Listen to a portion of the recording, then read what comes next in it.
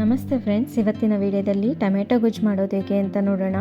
ಯಾವಾಗಲೂ ಮಾಡ್ಕೊಳೋ ಟೊಮೆಟೊ ಗೊಜ್ಜಿಗಿಂತಲೂ ತುಂಬಾ ಡಿಫ್ರೆಂಟ್ ಸ್ಟೈಲಲ್ಲಿ ಇವತ್ತು ನಾವು ಟ್ರೈ ಮಾಡೋಣ. ತುಂಬ ಕಡಿಮೆ ಟೈಮಲ್ಲಿ ಫಟಾಫಟ್ ಅಂತ ಮಾಡ್ಕೊಂಬಿಡ್ಬೋದು.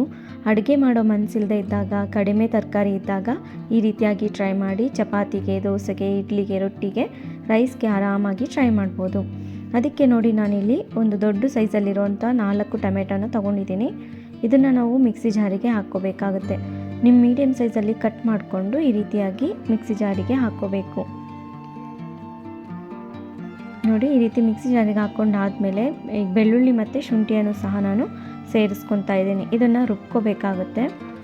ನೋಡಿ, ಈ ರೀತಿ ಪೇಸ್ಟ್ ಮಾಡಿಕೊಂಡ್ರೆ ಸಾಕಾಗುತ್ತೆ. ಇದನ್ನು ಈಗ ಪಕ್ಕಕ್ಕೆ ಇಟ್ಕೊಂಡು ಒಂದು ಬಾಣಲೆಯಲ್ಲಿ ಒಂದು 5 ಸ್ಪೂನಷ್ಟು ಎಣ್ಣೆಯನ್ನು ಹಾಕ್ಕೊಂಡಿದ್ದೀನಿ. ಎಣ್ಣೆ ಬಿಸಿ ಆದಮೇಲೆ ಚಿಕ್ಕದಾಗಿ ಕಟ್ ಮಾಡ್ಕೊಂಡಿರೋಂಥ ಈರುಳ್ಳಿಯನ್ನು ಹಾಕ್ಕೋಬೇಕು. ಇದನ್ನು ಒಂದು ಸ್ವಲ್ಪ ಲೈಟಾಗಿ ಸಾಫ್ಟ್ ಆಗಬೇಕು, ಅಲ್ಲಿವರೆಗೂ ಫ್ರೈ ಮಾಡ್ಕೋಬೇಕಾಗುತ್ತೆ.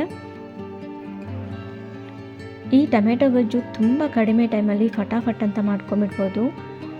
ಯಾವಾಗಾದರೂ ನಿಮಗೆ ರುಚಿಯಾಗಿ ತಿನ್ನಬೇಕು ಅನಿಸಿದಾಗ, ಅಡುಗೆ ಮಾಡ್ಕೊಳಕ್ಕೆ ಮನಸ್ಸಿಲ್ಲದೆ ಇದ್ದಾಗ ತುಂಬ ಹೊತ್ತು ಟೈಮ್ ಹಿಡಿಯೋದಿಲ್ಲ, ಕಡಿಮೆ ಟೈಮಲ್ಲೇ ಮಾಡ್ಕೊಂಬಿಡ್ಬೋದು. ಹಾಗೆ ನೋಡಿ, ಈರುಳ್ಳಿ ಒಂದು ಸ್ವಲ್ಪ ಸಾಫ್ಟ್ ಆಗ್ತಿದ್ದಾಗೆ ಈ ಪೇಸ್ಟನ್ನು ಹಾಕ್ಕೊತಾ ಇದ್ದೀನಿ. ಇದನ್ನು ಹಾಕ್ಕೊಂಡು ಸ್ವಲ್ಪ ಈ ರೀತಿಯಾಗಿ 1-2 ನಿಮಿಷ ಫ್ರೈ ಮಾಡ್ಕೊಳ್ಳೋಣ. ಟೊಮೆಟೊದಲ್ಲಿರುವಂಥ ಹಸಿ ಸ್ಮೆಲ್ ಒಂದು ಸ್ವಲ್ಪ ಲೈಟಾಗಿ ಕಡಿಮೆ ಆಗಬೇಕು, ಅಲ್ಲಿವರೆಗೂ ಈ ರೀತಿಯಾಗಿ ಫ್ರೈ ಮಾಡಿಕೊಂಡ್ರೆ ಸಾಕಾಗುತ್ತೆ.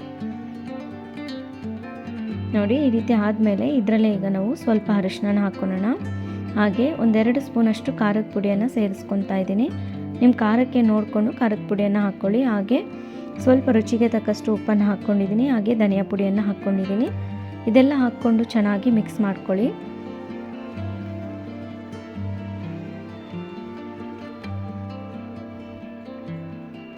ಟೊಮೆಟೊ ಪೇಸ್ಟ್ ಜೊತೆ ಈ ಮಸಾಲೆ ಎಲ್ಲ ಚೆನ್ನಾಗಿ ಹೊಂದ್ಕೋಬೇಕು, ಅಲ್ಲಿವರೆಗೂ ನೀಟಾಗಿ ಮಿಕ್ಸ್ ಮಾಡಿಕೊಂಡು ಕುದಿಸ್ಕೊಳ್ಳೋಣ.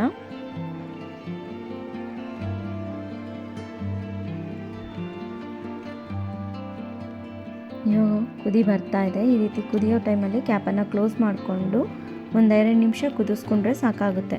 ನೋಡಿ, ಟೊಮೆಟೊದಲ್ಲಿರುವಂಥ ಗೊಜ್ಜಲ್ಲಿರುವಂಥ ನೀರಿನ ಅಂಶನೂ ಕಡಿಮೆ ಆಗಿದೆ. ಹಾಗೆ ಎಣ್ಣೆನೂ ಸಹ ಬಿಟ್ಕೊಂಡಿದೆ. ಈ ರೀತಿ ಎಣ್ಣೆ ಬಿಟ್ಕೊಂಡಿದ್ರೆ ಆಲ್ಮೋಸ್ಟ್ ಟೊಮೆಟೊ ಗೊಜ್ಜು ರೆಡಿ ಆದಾಗೆ.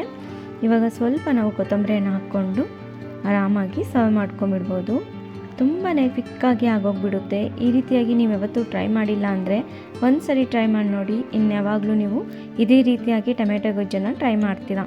ತುಂಬಾ ರುಚಿಯಾಗಿರುತ್ತೆ, ಕಡಿಮೆ ಟೈಮಲ್ಲಿ ಆಗೋಗ್ಬಿಡುತ್ತೆ. ಆರಾಮಾಗಿ ಬ್ಯಾಚುಲರ್ಸು ಸಹ ಈ ರೆಸಿಪಿಯನ್ನು ಆರಾಮಾಗಿ ಟ್ರೈ ಮಾಡಿಬಿಡ್ಬೋದು. ನೋಡಿ, ಈ ರೀತಿಯಾಗಿ ಸಾಫ್ಟಾಗಿ ಬರುತ್ತೆ. ಬಿಸಿ ಬಿಸಿಯಾಗಿರೋ ಅನ್ನಕ್ಕಾಗಿರ್ಬೋದು, ಚಪಾತಿ, ರೊಟ್ಟಿ, ದೋಸೆ, ಇಡ್ಲಿ, ಮುದ್ದೆಗೂ ಸಹ ನೀವು ಆರಾಮಾಗಿ ಸರ್ವ್ ಮಾಡ್ಕೊಂಬಿಡ್ಬೋದು. ಈ ರೀತಿಯಾಗಿ ನೀವು ಒಂದ್ಸರಿ ಟ್ರೈ ಮಾಡಿ ನೋಡಿ. ನಾನಿವತ್ತು ಚಪಾತಿ ಜೊತೆ ಸರ್ವ್ ಮಾಡ್ಕೊತಾ ಇದ್ದೀನಿ. ನೋಡ್ತಾ ಇದ್ರೇ ಬಾಯಲ್ಲಿ ನೀರು ಬರುತ್ತಲ್ವ. ಈ ರೀತಿಯಾಗಿ ಸಿಂಪಲ್ಲಾಗಿ ನೀವು ಒಂದ್ಸರಿ ಟ್ರೈ ಮಾಡಿ ನೋಡಿ. ಈ ವಿಡಿಯೋ ಇಷ್ಟ ಆಗಿದೆ ಅಂದ್ಕೊಂಡಿದ್ದೀನಿ. ಇಷ್ಟ ಆಗಿದರೆ ಪ್ಲೀಸ್ ಲೈಕ್ ಮಾಡಿ, ಶೇರ್ ಮಾಡಿ. ಸಬ್ಸ್ಕ್ರೈಬ್ ಆಗಿಲ್ಲ ಅಂದರೆ ಸಬ್ಸ್ಕ್ರೈಬ್ ಆಗಿ. ಮತ್ತೊಂದು ಒಳ್ಳೆ ವಿಡಿಯೋ ಜೊತೆಗೆ ಭೇಟಿ ಆಗೋಣ. ಧನ್ಯವಾದಗಳು.